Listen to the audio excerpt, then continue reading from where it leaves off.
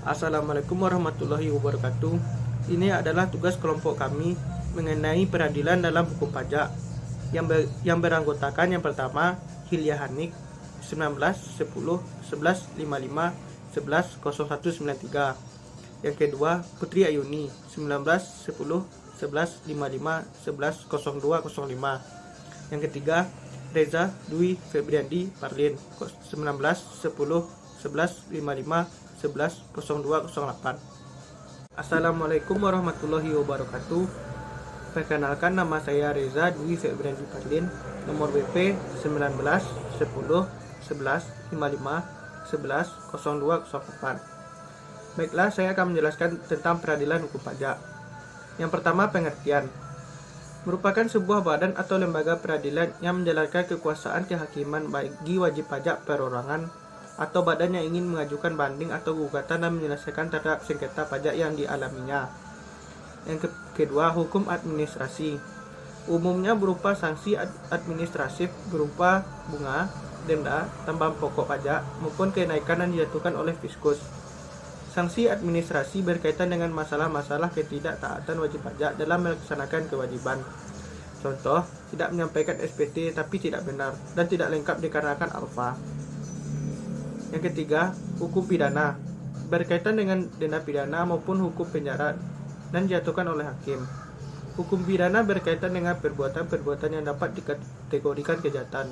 Misalnya, sengaja tidak mendaftarkan diri untuk memperoleh NPWP atau memperlihatkan pembukuan, pencatatan atau dokumen-dokumen lain yang palsu atau dipalsukan seolah-olah benar.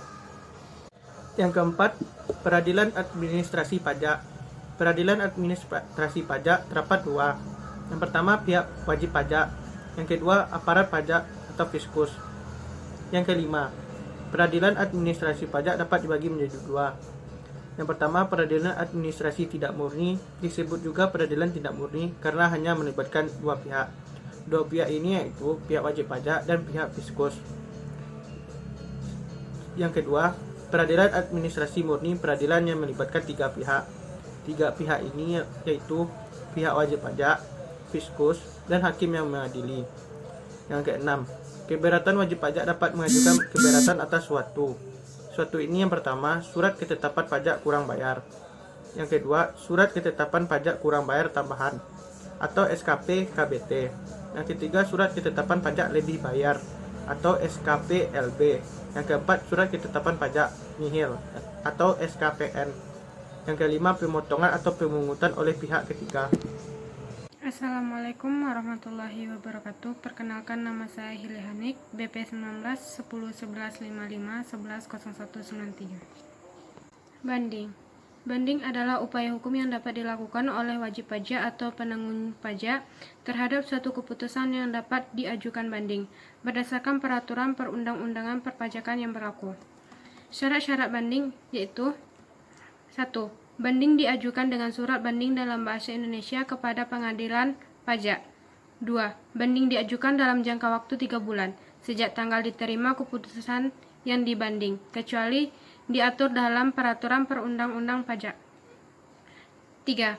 Jangka waktu tersebut mengikat apabila jangka waktu dimaksud tidak dapat dipenuhi karena keadaan di luar kekuasaan permohonan banding. 4. Terhadap satu keputusan diajukan satu surat banding. 5. Banding diajukan dengan disertai alasan-alasan yang jelas dan dicantumkan tanggal diterima surat keputusan yang dibandingkan. 6. Pada surat banding dilampirkan salainan keputusan yang dibanding. 7. Dalam hal banding diajukan terhadap besarnya jumlah pajak yang terutang, banding hanya dapat diajukan apabila jumlah terutang dimaksud telah dibayar sebesar 50%.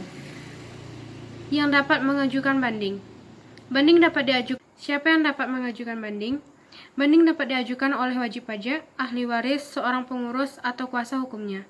Apabila selama proses banding, pemohon banding meninggal dunia, banding dapat dilanjutkan oleh ahli warisnya, kuasa hukum dari ahli warisnya, atau pengampunan dalam hal permohonan banding valid.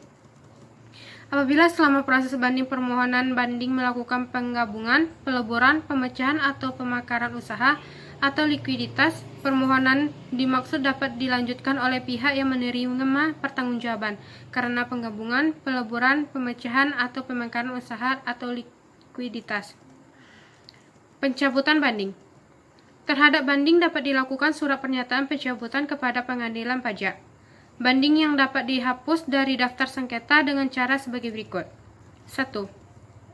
Penetapan ketua dalam hal surat pernyataan pencabutan diajukan sebelum sidang dilaksanakan. 2. Pelaksanaan majelis atau hukum tunggal melalui pemeriksaan dalam hal surat pernyataan pencabutan dilakukan dalam sidang atas persetujuan banding. Perkenalkan, nama saya Putri Ayuni, BP 19101155110205. Baiklah, di sini saya akan menjelaskan pengadilan pajak. Pengadilan pajak yang berkedudukannya di Ibu Kota Negara. Susunan pengadilan pajak terdiri atas pimpinan, hakim anggota, sekretaris, dan panitera. Kedua, pimpinan pengadilan pajak terdiri atas seorang ketua dan paling banyak 5 orang beserta wakil ketua. Kekuasaan pengadilan pajak. Pengadilan pajak mempunyai tugas dan wewenang memeriksa dan memutuskan sengketa pajak.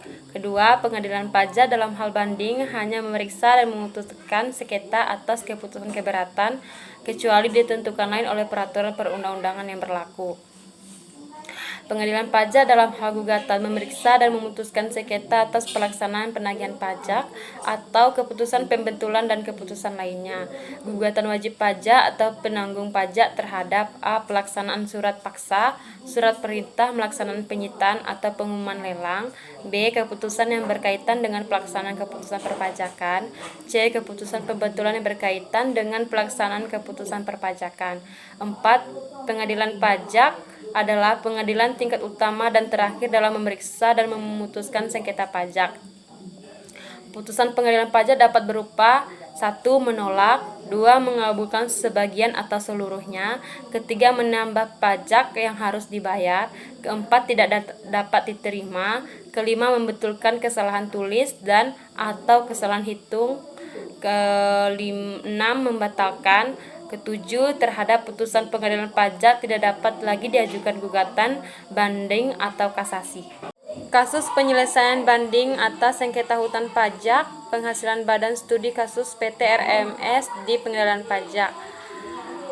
Tujuan dari penelitian ini adalah untuk menganalisis bagaimana proses yang dilakukan oleh PT RMS dalam usaha memperoleh keadilan dengan cara mengajukan keberatan kepada Direktorat Jenderal Pajak yang dilanjutkan dengan pengajuan banding kepada pengadilan pajak. Penelitian ini menggunakan data primer berupa SKPKB dan data sekunder merupakan peraturan perpajakan.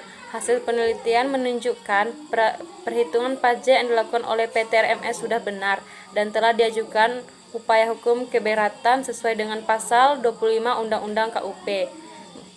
Akan tetapi, PT RMS tidak menunjukkan pembuktian pendudukan yang lengkap, sehingga untuk menyelesaikan sengketa pajak tersebut, PT RMS mengajukan banding sesuai dengan pasal 27 Undang-Undang KUP (FAA).